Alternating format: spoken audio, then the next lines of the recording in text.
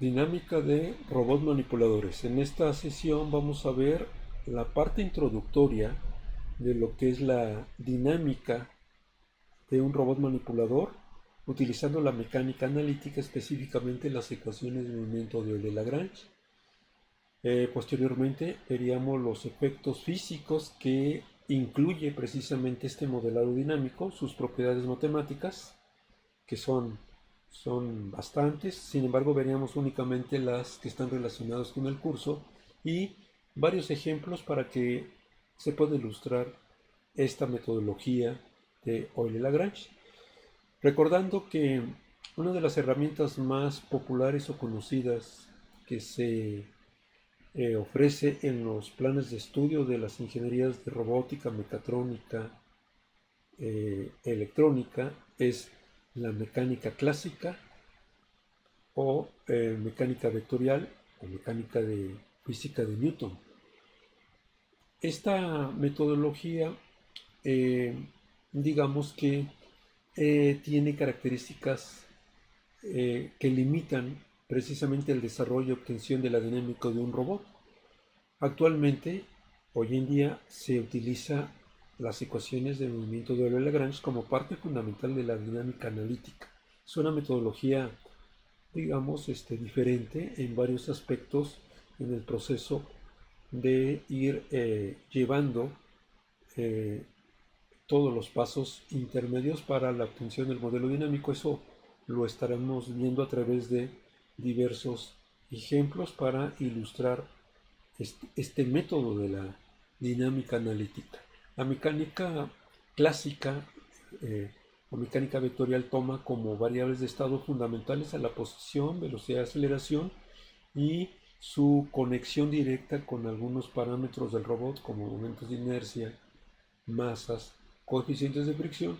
Eso haría obtener los fenómenos físicos, pero la estructura matemática eh, no sería la adecuada y sí, a través de la mecánica analítica es la que vamos a desarrollar sus pasos para obtener y estar analizando diversas propiedades matemáticas que a través de Newton sería mucho más complicado obtenerlas. Para tal efecto, sí vamos a usar un sistema de referencia inercial, el cual recuerden es fijo, no se puede mover, no se puede trasladar ni rotar. Con respecto a él vamos a hacer todas las mediciones y otros sistemas de referencia que coloquemos en las diferentes articulaciones del robot, las cuales sí se pueden mover para tener sus mediciones locales y luego posteriormente a través de la cinemática ya vimos el método de Navier-Sternberg para obtener este mapeo de coordenadas articulares a coordenadas cartesianas y de ahí iniciar como primer paso en la metodología hacia el modelo dinámico de un robot. Bueno, un modelo dinámico se caracteriza por tener ecuaciones diferenciales. En este caso involucra las variables de estado del robot y eh, el modelo dinámico completo o ya que queda como parte final de este procedimiento resulta de ser dinámica no lineal, multivariable, porque por cada servomotor que tenga el robot se va incrementando en un grado un grado de libertad y también la dimensión propia del vector de estados como tal.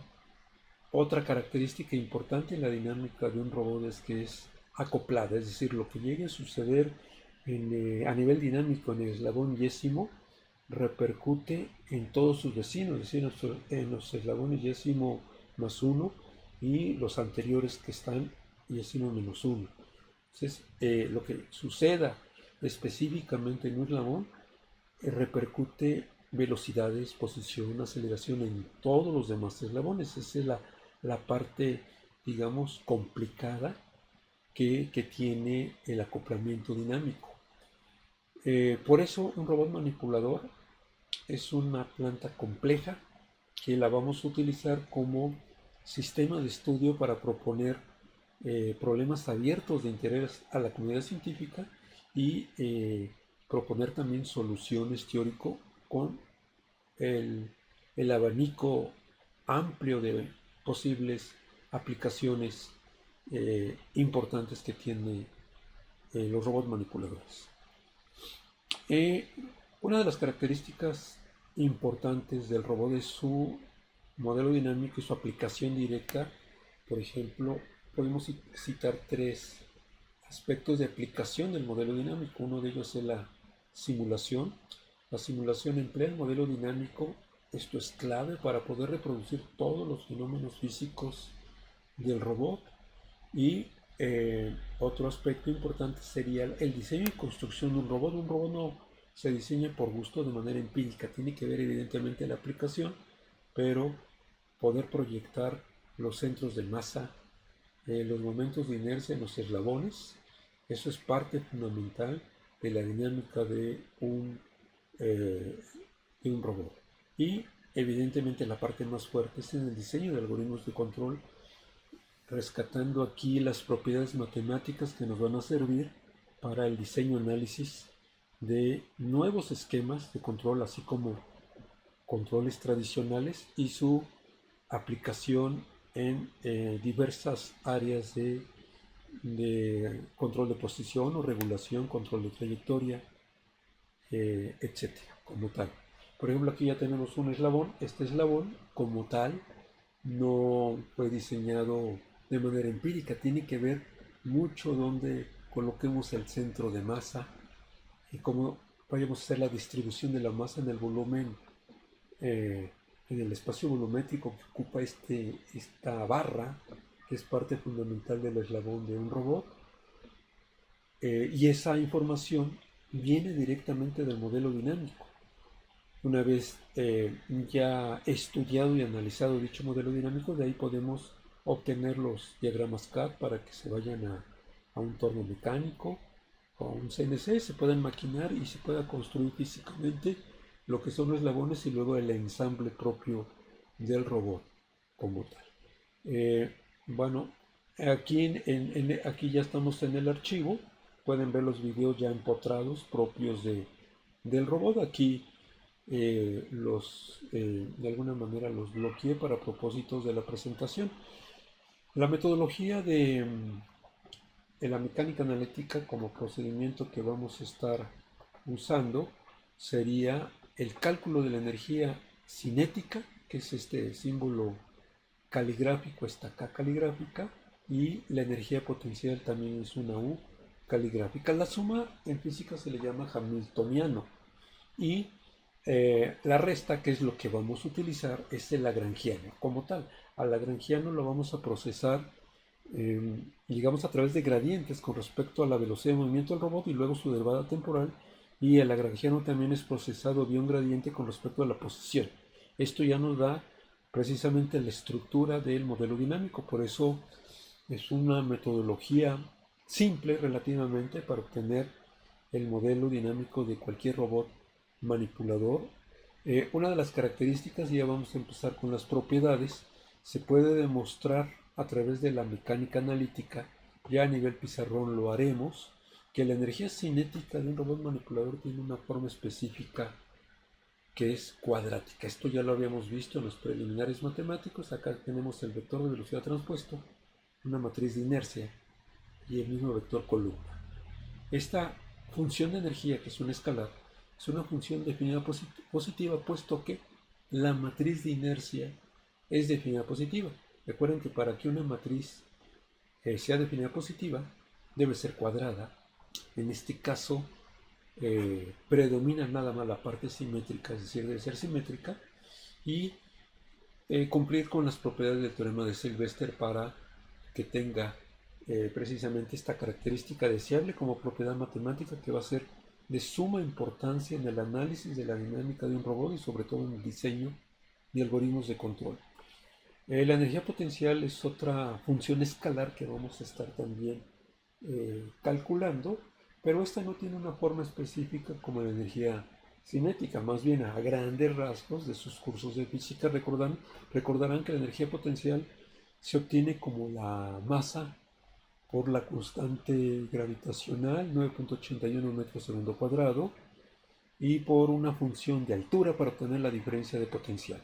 Una vez ya teniendo la energía cinética y la energía potencial, el lagrangiano se procesa en como primer paso, con respecto, es una derivada parcial con respecto a la velocidad.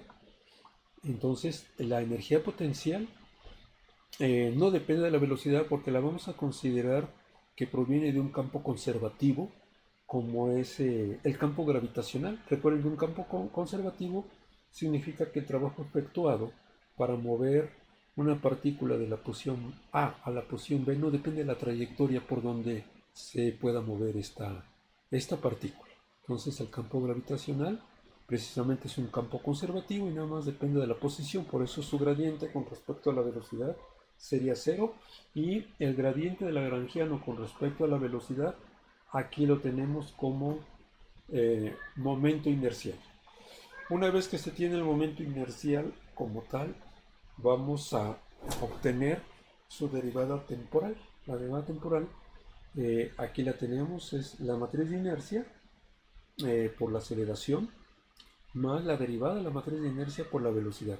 Observen que la matriz de inercia generalmente es una matriz que depende en este caso, de la variable de estado. Las variables de estado dependen del tiempo, es decir, no es una matriz constante, con excepción a la matriz, digamos, y que de masa en el robot cartesiano. Ahí sería la excepción a la regla.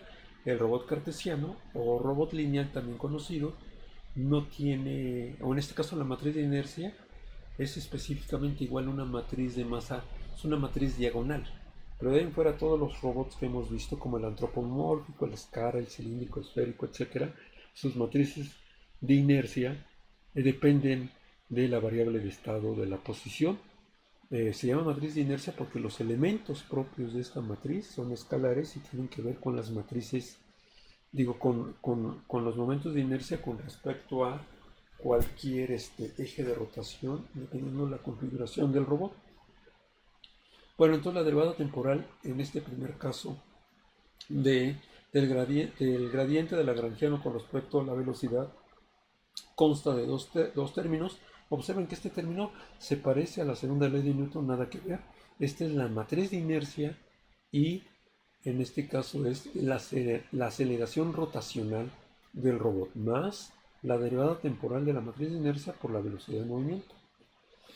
Ahora, el gradiente de lagrangiano con respecto a la posición, entonces la energía potencial por depender de la posición, aquí lo obtenemos. Esto no es cero. Esto nos va a generar el par gravitacional y el gradiente de la energía potencial de la energía cinética tampoco es cero porque la matriz de inercia depende de la posición. Recuerden que este término cuadrático es un escalar.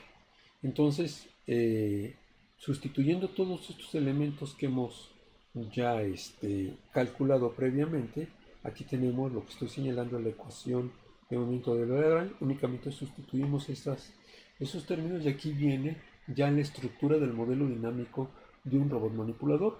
Este término es la fricción, que es un efecto disipativo, conocido así porque convierte la energía mecánica que está dada por la energía cinética y la energía potencial, la convierte a energía térmica. Por eso es un efecto disipativo, el cual no calculamos vía álgebra como en el caso de las ecuaciones de movimiento de Euler-Lagrange. Más bien se suma. Todos los robots van a tener la misma estructura matemática, pero la diferencia entre un robot y otro está en el valor de los coeficientes de fricción. Eso es lo que distingue un modelo, digamos, esos valores numéricos de los coeficientes de fricción, pero la estructura es la misma, la estructura matemática. Entonces aquí tenemos ya la notación o terminología de un robot, del modelo dinámico de un robot manipulador. Tiene 4 efectos físicos bien conocidos, bien documentados, siempre y cuando el robot manipulador, su velocidad de movimiento no rebase los 720 grados por segundo, 2 grados por segundo, o de manera lineal 3 metros por segundo. Entonces aquí tendríamos el efecto inercial, las fuerzas centrípetas y corioles, el par gravitacional y el fenómeno disipativo de fricción. Observen que estos términos que obtuvimos, lo que estoy señalando con el cursor, son sustituidos a nivel notación por un vector que se llama el vector de fuerzas centrípetas y de Coriolis, el cual está formado por la matriz del mismo nombre, matriz de fuerzas centrípetas y de Coriolis, multiplicados por el vector de movimiento. Esto es idéntico a la derivada de la matriz de inercia por la velocidad menos el gradiente de la energía cinética con respecto a la posición.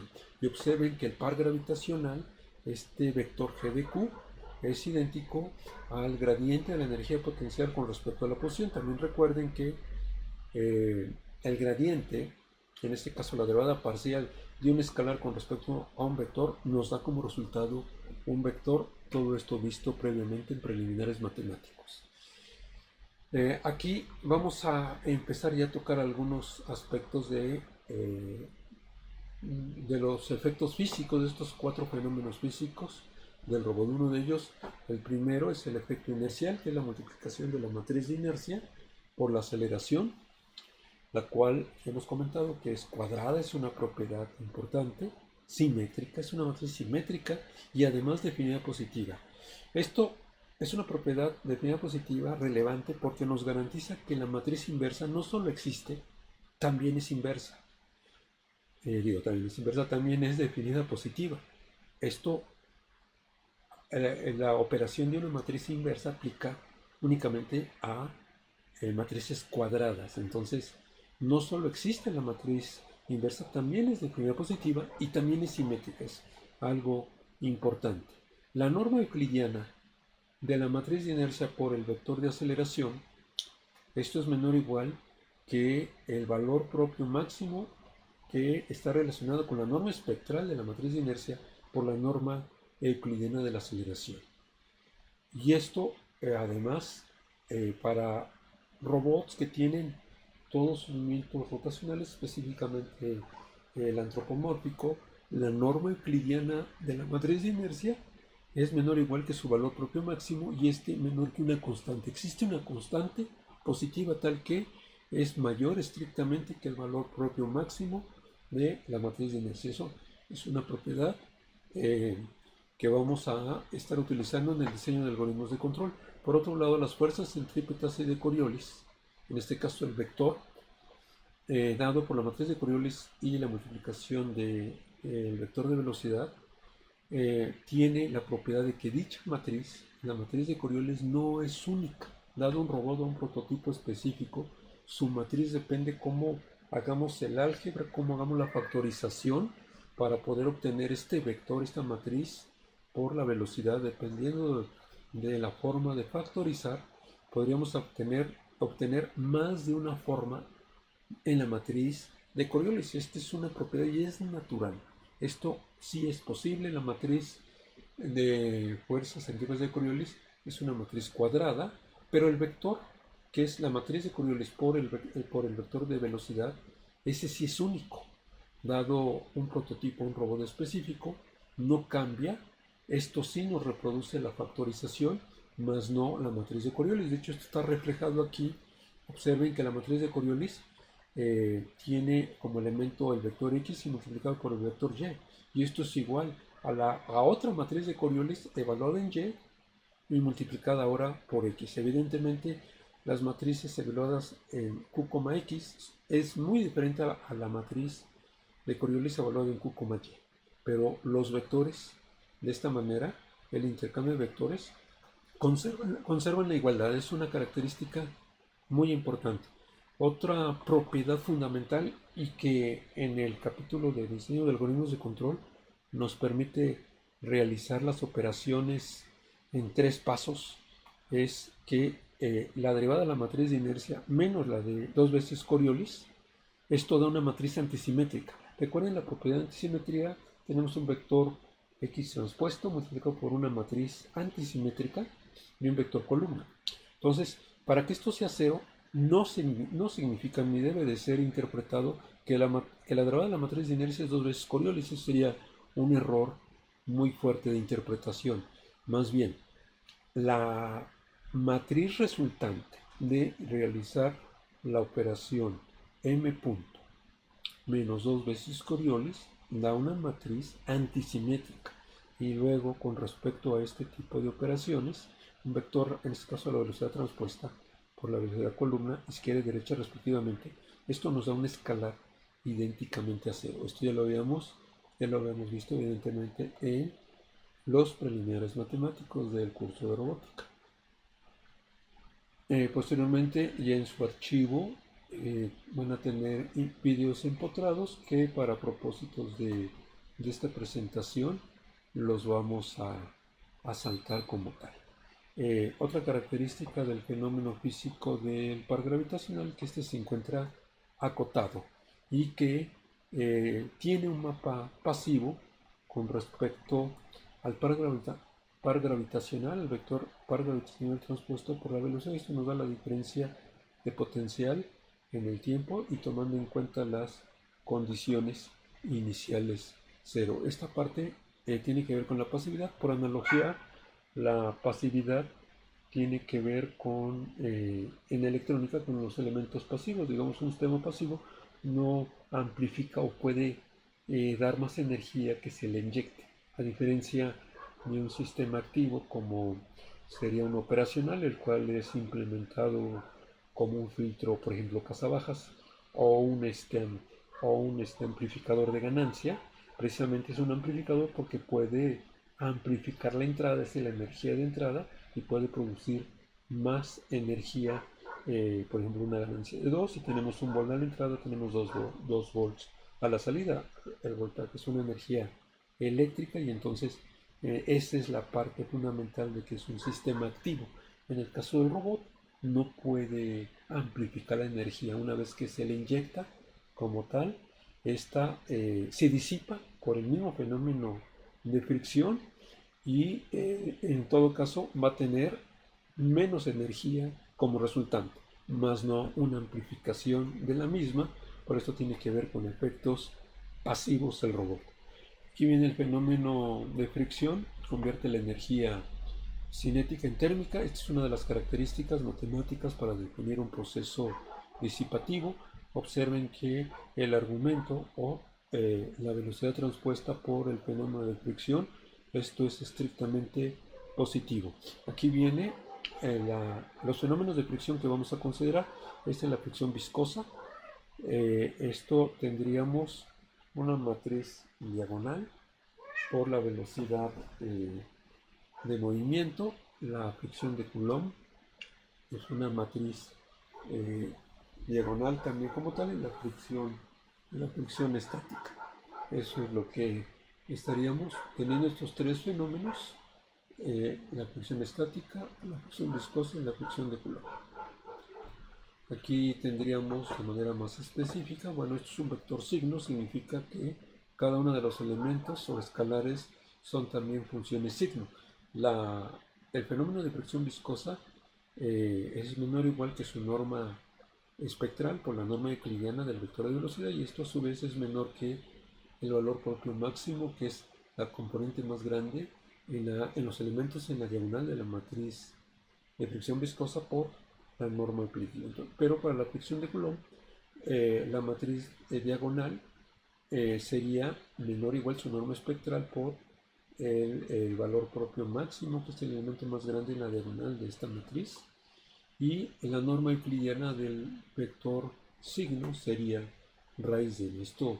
Observen que la fricción de Coulomb como tal tiene una cota superior establecida por el valor propio máximo, que esto ya sería una constante, y por la raíz de n, donde n indica la dimensión del vector de fricción o el número de grados n, número de grados o número de servomotores que tiene el robot. Otra importante propiedad que esto abre una línea de investigación es la linealidad de los parámetros del robot, a pesar de que la dinámica, como ya se comentó, es no lineal, compleja, acoplada. Todo el modelo dinámico puede ser expresado como la multiplicación de dos elementos, una matriz que depende de mediciones como posición, velocidad, aceleración, y un vector constante donde están agrupados aquí todos los parámetros del robot que se consideran constantes pero con valor numérico desconocido. Esto se le llama un regresor. un regresor lineal porque la dinámica de un robot es no lineal con respecto a las variables de estado, pero es lineal con respecto a los parámetros propios del robot, expresado a través de linealidad en los parámetros como un regresor, como su nombre lo indica, regresor lineal. Bueno, aquí tenemos el modelo de energía. Bueno, esto ya es el hamiltoniano, puesto como aquí tendríamos el hamiltoniano en el tiempo y en el tiempo t y condiciones iniciales, energía disipativa, ya involucrando los aspectos de la dinámica del robot. Aquí tendríamos la energía total aplicada al robot, que es la velocidad de movimiento transpuesto como vector por el vector de energía. Este vector tau es el algoritmo de control que en su momento vamos a diseñar, y sería la energía aplicada al robot para que éste se pueda mover desde cualquier posición inicial y llegue a la posición deseada. Si derivamos la energía como tal, recuerden que la derivada de la energía con respecto al tiempo nos da la potencia. Bueno, antes, igual de manera pasiva, una propiedad pasiva de un mapa pasivo se le llama, de la energía aplicada al robot y la velocidad transpuesta sería precisamente el hamiltoniano, tomando en cuenta las condiciones iniciales, y esto es más bien igual que una constante. Aquí está la derivada con respecto al tiempo de la energía, que es la potencia, ya involucrando lo que acabamos de aprender como modelo dinámico.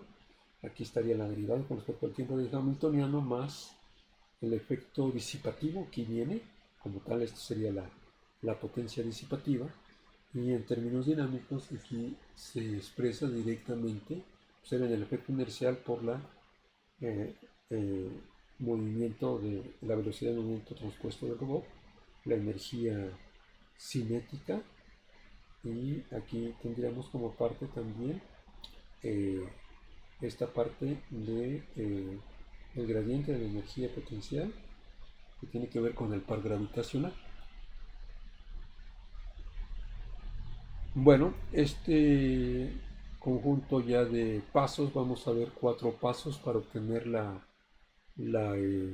precisamente el